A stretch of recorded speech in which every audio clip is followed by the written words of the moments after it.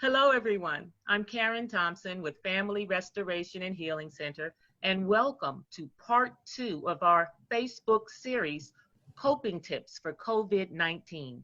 I'm so excited because today our topic is stress and anxiety. Help me welcome our expert panelist, Steve Osterhout. Welcome, Steve. Well, thank you very much.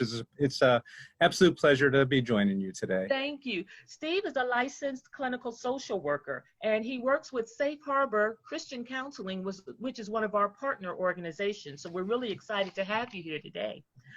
Steve, let's get right into our topic of stress and anxiety. First of all, are stress and anxiety the same thing?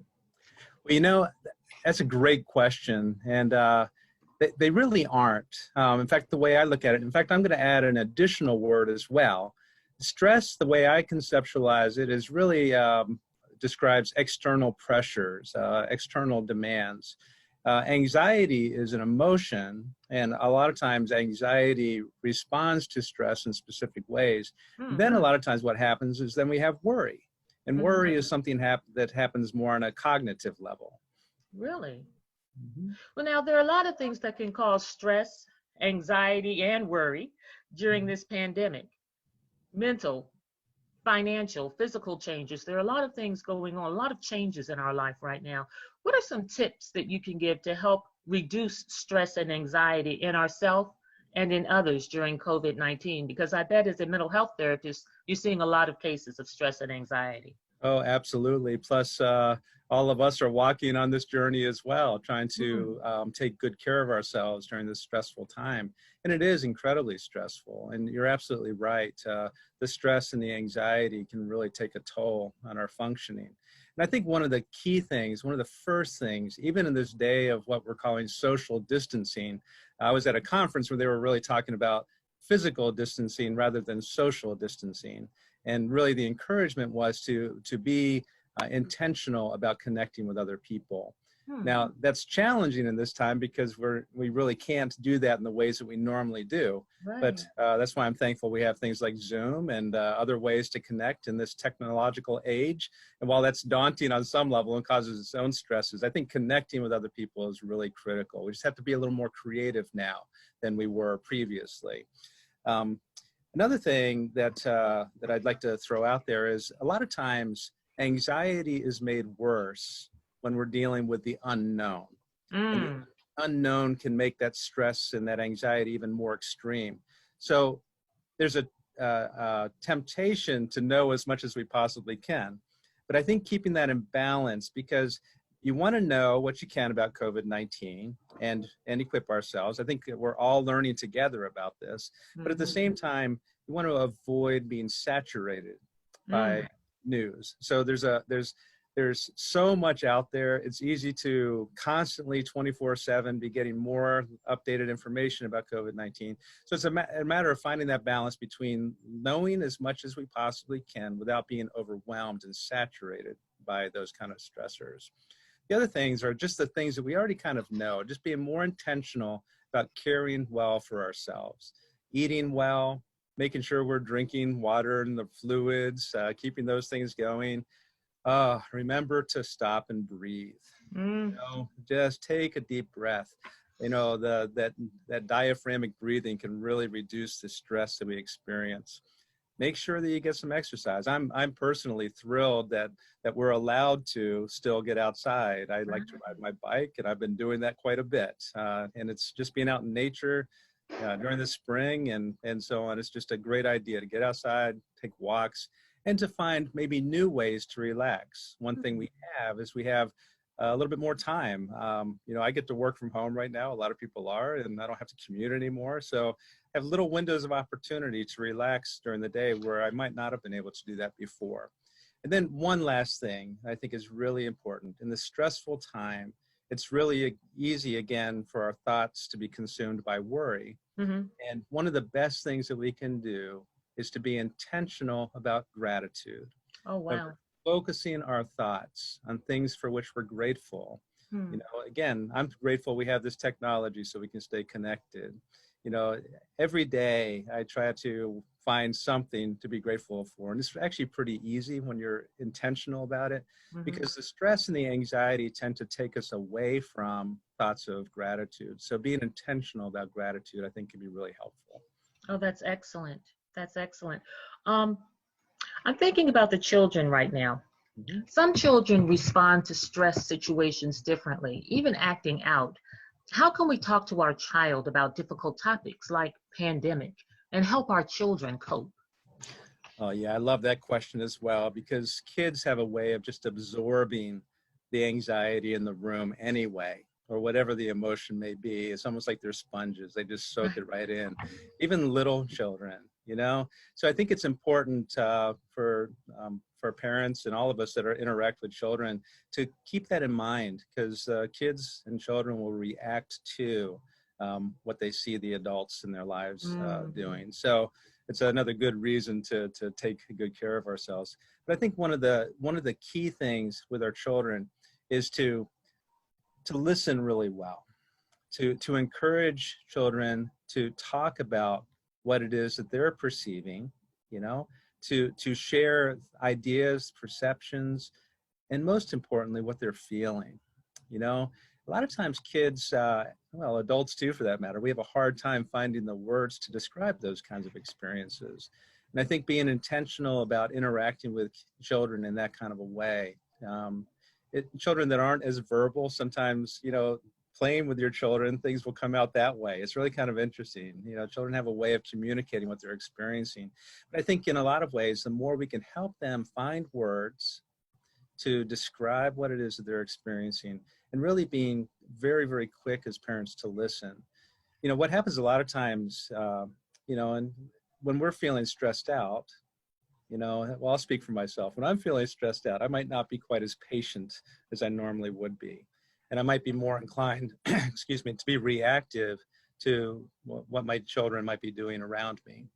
I think it's just, again, trying to remember to be intentional about being a source of calm, a source of peace, and to listen really well for them. Also, another thing is it's really important to make sure, like when you're watching the news or you have it on the media, to be careful about doing that when your children are in the room. Because, you know, I'll just share a personal story. My children are older now, but during 9/11, my daughter was young, and she shared with me that she was very afraid, and she kept having visions of an airplane flying into our house. And so I realized that we needed to turn the news off. We just needed to stop watching for her sake. Plus, it was good for us as well. But I didn't realize that she was absorbing as much as she was. And so that was kind of like a personal lesson learned. And I think the same thing applies now. There's so much information because, again, we're talking about stress and anxiety. The whole world is feeling stress and anxiety right now around COVID-19 because it is scary. There's so much unknown. And but I think being aware of trying to when you want to learn a little bit more, be careful about children being in the room. Good tips. Good tips. Steve, when is it time to reach out to a professional? When is it time, when the stress, the worry, the anxiety, what are the signs it's time to reach out and talk to someone? Well, you know, that's again, I love that question because it's hard to know sometimes, you know. Now, I'm a little biased because, you know, I'm a counselor. I've been a counselor for a lot of years now, and I love being a counselor, but I also seek out counsel on a pretty regular basis myself, sometimes with a friend. So wait, let me interrupt you there. Sure. I think you just said something very important. You're a counselor, but you also seek counseling. I do. So what I'm hearing is that it's important for people, helpers, to also seek help. Absolutely, absolutely. Okay. And you know, it's a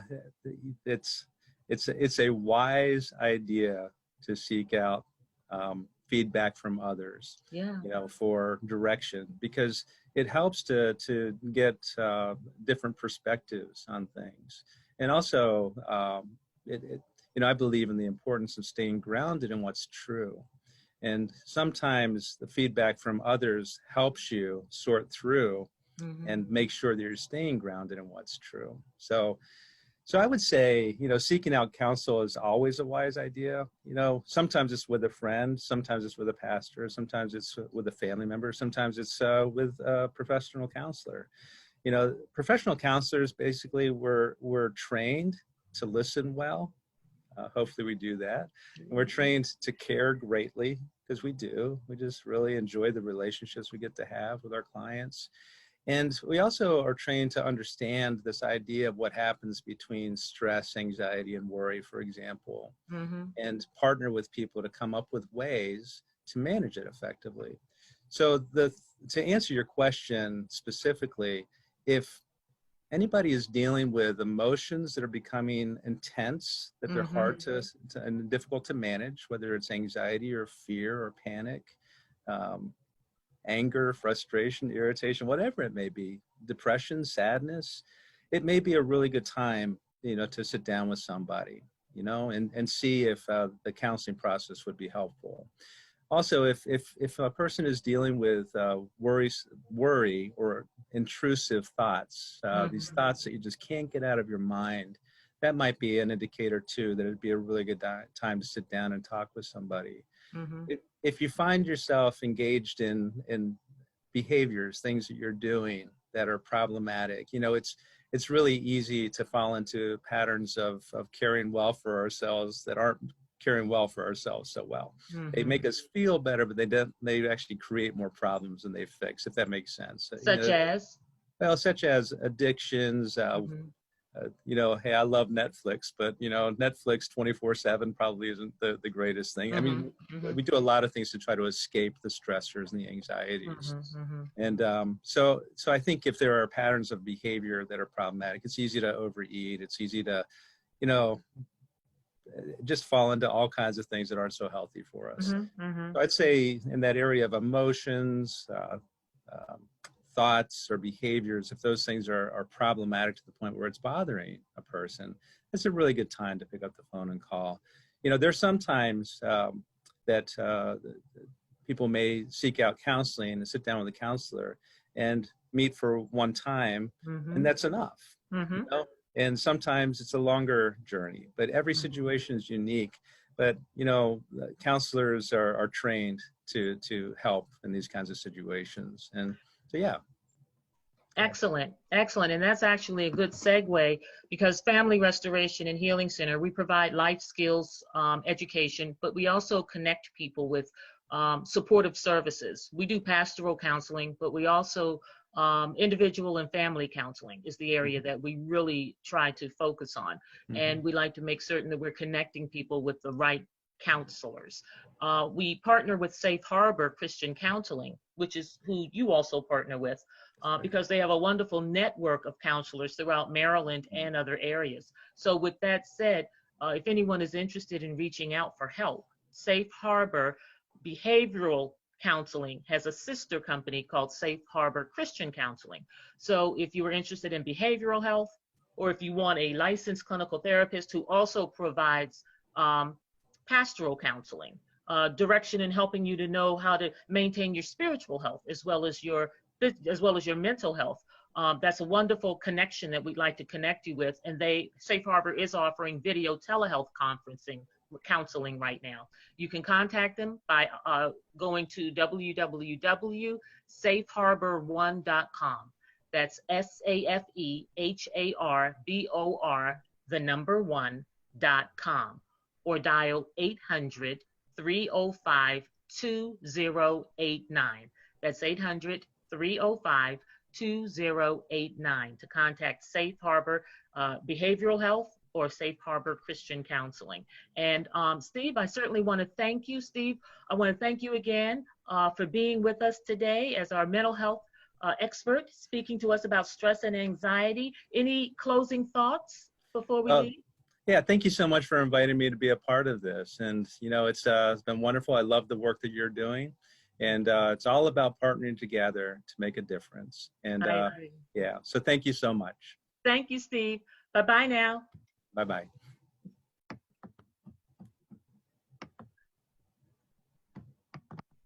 Okay. Steve, if I could stop this, I would.